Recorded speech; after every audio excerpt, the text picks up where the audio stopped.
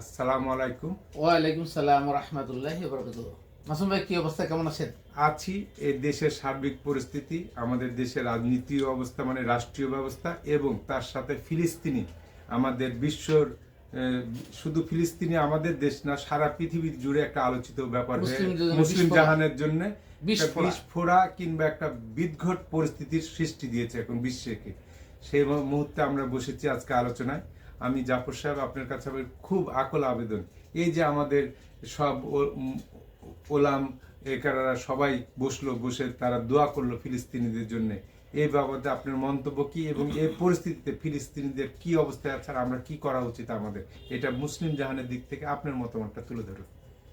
আলহামদুলিল্লাহ, অশেষ ধন্যবাদ আপনাকে এত সুন্দর একটা গুছানো প্রশ্ন করার জন্য। প্রথম কথা হলো, আমরা আবেগ দিয়ে কাজ করব না বিবেক দিয়ে কাজ করব, এইটা ভাবতে হবে। বিবেক কিন্তু এখানে নয়। আর আবেগ, এটাও আবেগ এখান থেকে বের হয়, কিন্তু আবেগের উপর ভিতরে বিবেকটা চাপা পড়ে থাকে। যখন আবেগটা বের হয় তখন বিবেক কাজ করে না।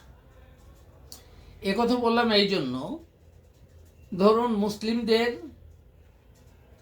মুসলিমদের একটা সহানুভূতি, কিন্তু আগে জানতে হবে আমার মুসলিম উম্মাকে, মুসলিমদেরকে মুসলিম হিসাবে পরিচিতি লাভ করার জন্য মুসলিম হওয়ার শর্ত কি। আমরা কি মুসলিম হতে পেরেছি? মুসলিম হওয়ার আগে আমার জানতে হবে আমরা কি মোমেন হতে পেরেছি। মোমেন হওয়ার শর্ত এবং মুসলিম হওয়ার শর্ত অধিকাংশ সাধারণ মানুষ তো দূরের কথা, আলেমরাও জানে না, যেটা বারবার বলছি। তো এখানে কারণ হলো মুসলিম বা মোমেন যে শর্ত, মুমিন যিনি ঈমান আনছেন। কৃষির উপরে ঈমান আনা মানে বিশ্বাস করা, মানে পরিপূর্ণ কোরআনের উপরে, কোরআন জেনে উপরে। কোরআনটা কি? আল্লাহর পক্ষ থেকে যে ওহী মারফত, আল্লাহর পক্ষ থেকে রসুল উপর যে ওহী আসে, ওই সকল ওহী পুঞ্জীবিত করে যা মানব জাতির জন্য মৌলিক ফান্ডামেন্টাল থিংস, দ্যাট মানব জাতির যা লাগবে জন্ম থেকে মৃত্যু পর্যন্ত, এটা প্রতিটা মানবের জন্য দরকার। তার মানব জাতির জীবন বিধানের জন্য, কোড অফ লাইফের জন্য দরকার, ওইটা হলো কোরআন। আর ওইটা জেনেও বুঝে যারা ঈমান আনছে তারা মুমিন, আর যারা ওইটাকে পরিপূর্ণভাবে আমল করতে পারবে তারা মুসলিম। তাহলে এইরকম যদি মুসলিম হয়, তা মুসলিমের জন্য মুসলিমের অবশ্যই এটা দরদ হতে হবে, মুসলিম ভাই ভাই হিসাবে থাকবে। এখন আপনি যে কোশ্চেন বলছেন যে আমাদের মুসলিমরা, দেখলাম এই 2 দিন আগেও এরা সরোয়ার্দী পার্কে গেলেন, এত বড় বিশাল জমায়েত করলেন, শেষ পর্যন্ত যাই করলেন কি মোনাজাত করলেন।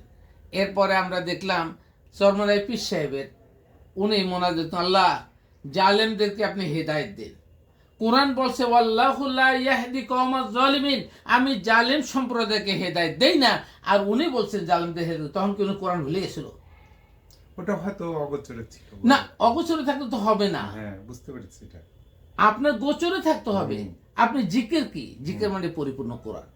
সব সময় আপনি কোরআনের আয়াতগুলো বুঝতে হবে, আল্লাহ কি শিখাইতে চাইলেন এটা শিখে তারপরে আপনি আল্লাহর আয়াতের সাথে তাল মিলিয়ে আল্লাহ যা করতে বলছে সেটা করবেন, যা নিষেধ করছে করবেন না। এইটা প্রত্যেকটা পদক্ষেপে আগে জানতে হবে। আপনি যদি অগোচরে থাকছেন তাহলে আল্লাহ তো ওখানেই, আল্লাহ বলছে আল্লাহ লা ইয়াহদি কওমাজ জালিমিন, আমি জালেম সম্প্রদায়কে হিদায়াত দেই না। আর ওরা যদি জালেম হয় তাকে হেদায়েত দিবে না। আর হেদায়েত দিবে না তাদের জন্য লাগবে কি? উল্টা যুদ্ধ করতে হবে। যদি এই মৌলবীদের, এই পীর সাহেবদের, এদের এই দোয়া খায়ের দ্বারা আল্লাহ যদি এই ফিলিস্তিনকে রক্ষা করত অথবা ইসরায়েলকে শাস্তি দিত, তাহলে রসুল পাক সাল্লাল্লাহু আলাইহি ওয়াসাল্লামের জন্য এতগুলো যুদ্ধ করতে হতো না, যুদ্ধ ফরজ হতো না, দোয়া ফরজ হতো। যুদ্ধ ফরজ হতো না বলেছেন আপনি, তার মানে যুদ্ধটা অবধারিত হয়ে গেছিল। ওই যুদ্ধ অবধারিত যখন আপনার কোনো একটা রাষ্ট্র, কোনো একটা গুচ্ছ, কোনো কাফের সম্প্রদায় যখন ইসলামের বিরুদ্ধে, অর্থাৎ কোরআন অবমাননার বিরুদ্ধে যারা কাজ করে, তাদের বিরুদ্ধে আপনার ধর্মীয় যুদ্ধ করতে, সেটা আপনার দেশে হতে পারে, আপনার ভাই হতে পারে এবং বিদেশে হতে পারে। কিন্তু মজার ব্যাপার হলো, এই যে ফিলিস্তিন নিয়ে কথা বলছেন, আজকে খুব দরদ লাগছে। তার আগে একটু বলি আপনাকে, আপনি বুঝতে পারবেন আজকে ফিলিস্তিনের জন্য মাঠে নামার মতো একটা পরিবেশ সৃষ্টি হয়েছে এই 2024-এর আপনার 5ই আগস্টের পরে। এর আগে কি আপনারা মাঠে নামতে পারছিলেন? কেউ পারে নাই, কেউ পারে নাই। আমি যদি বলি যে 2024-এর এই অগাস্ট 5-এর আগে বাংলাদেশের মধ্যেই ফিলিস্তিনে ছিল, ইসরায়েলে ছিল। কেমন আমি বুঝাই দেই। বাংলাদেশের সেনাবাহিনী এবং হাসিনা সরকার বিগত 16 বছর ধরে ওরা ছিল ইসরায়েলি ভূমিকায়, আর এই দেশের সাধারণ জনতা ছিল ফিলিস্তিনি ভূমিকায়। ঠিক। আজকে এই জিনিসটা যখন আপনি কম্পেয়ার করবেন, তখন এই মৌলবীরা বলেন, রাজনৈতিক নেতারা বলেন, বিএনপি বলেন, জামাত বলেন, অন্য কি কি রাস্তায় নামতে পারছিলেন? তখন কেন আপনি এই দোয়া করেন নাই, আল্লাহ শেখ হাসিনার বিরুদ্ধে আমাকে তাকত দাও, শক্তি দাও, আমার এই যে সেনাবাহিনী, 3 বাহিনী, সকল বাহিনী মিলা সেনাবাহিনীকে সাপোর্ট দিচ্ছে, তখন কি জনগণের জন্য আপনার একটু দোয়া খর করতে পারেন না? রাস্তায় নামতে পারেন না? আজকে ফিলিস্তিনে মায়াকান্না, এগুলো সবগুলো ফাঁসে। এই মায়াকান্না যারা করে তাদের বিবেক দিয়ে করে না, আবেগ দিয়ে মায়াকান্না করছে। আজকে বাংলাদেশের প্রত্যেকটি জায়গায় অনেকেই বলে ফেলেন যে আল্লাহ বাংলাদেশকে ইসলামী রাষ্ট্র বানাতে চায়, ইসলামী শাসন ব্যবস্থা চাই। আপনি ইসলামী রাষ্ট্র বানাবেন, ইসলামী শাসন বানাবেন, আপনি ইংলিশে কথা বলতে হলে আপনি সমস্ত যখন ইংলিশ মিডিয়াম স্কুলগুলো কি ইংলিশ মিডিয়ামে পড়ায় ইংলিশ জানার জন্য, তাহলে তারা ইংলিশে কনভারসেশন করে। আপনি যদি ইসলামী রাষ্ট্র বানাতে চান তাহলে প্রত্যেকটা মানুষকে কোরআন শিখাইতে হবে না? অবশ্যই। কোথায় আপনার কারিকুলামে কোরআন? আপনি বলছেন আমার সন্তান মুসলিম, আর আমার কারিকুলাম আসে হিন্দুদের থেকে, ইন্ডিয়ার থেকে, আপনি মুসলিম বানাবেন? এটা কল্পনাতেও করা যাবে না। আচ্ছা, আপনি বলবেন আমি ইসলামী রাষ্ট্র বানাবো, অথচ ইসলামী রাষ্ট্রের 99% লোক কোরআন জানে না, আপনি ইসলামী রাষ্ট্র বানাবেন? এটা বোকার স্বর্গে আছে, আবেগী কথা বলছে, বিবেকী কথা বলে নেই। সুতরাং আমাদের এই জায়গা থেকে আমরা এই যে কথাগুলো বলছি, কথা বলার যুক্তিটা হলো এখানে যে আমাদের আগে কোরআন জেনেও বুঝে কোরআন পরিপূর্ণভাবে কোরআনের উপর বিশ্বাস আনতে হবে, তারপরে আমল করতে হবে।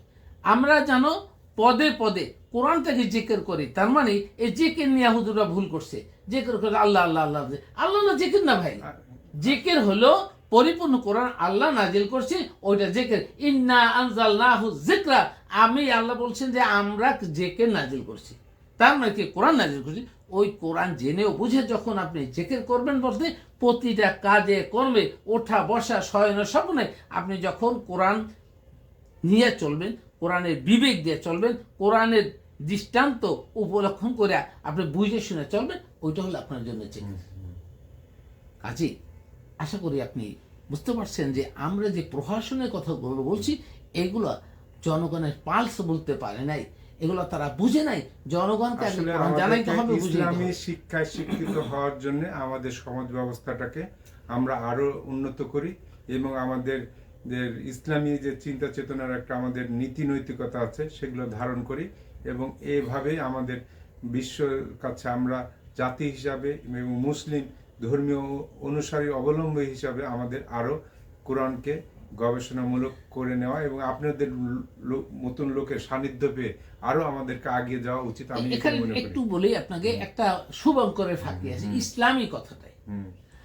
আমাদের অধিকাংশ মানুষ জানে যে ইসলামী মানে হলো আমাদের মোল্লা মৌলবী থেকে শুরু করে ফতোয়া করে এই ফিকাহ যত ধরনের আইন কানুন নিয়ম নীতি বলা আছে, এরকম করতে হবে, এরকম, এইটা ইসলাম না। ওইটা কিন্তু ওনাদের বানানো ইসলাম। ইসলাম কথাটা হলো আল্লাহর পক্ষ থেকে ঘোষণা, অর্থাৎ কোরআন জেনেও বুঝে কোরআনের ভিত্তিতে আপনি জীবন যেটা করবেন সেটা তো ইসলাম। ওই জায়গা থেকে আমাদের সরে আসতে হবে। আলহামদুলিল্লাহ, অশেষ ধন্যবাদ মুসলিম ভাইকে। মাঝে মাঝে আমরা এভাবে কথা বলবো, মানুষ আমাদের অভিব্যক্তিগুলো জানুক, বুঝুক। আমরা চাই আমাদের রাষ্ট্রীয় জীবন ব্যবস্থা থেকে শুরু করে পারিবারিক জীবনেও আমাদের ধর্মীয় অনুসরণ মেনে চলা উচিত এবং ধর্মীয় আইন ও তাকওয়ার ভিতরে থাকা উচিত মানুষকে। আইনে ইনশাআল্লাহ, অশেষ ধন্যবাদ।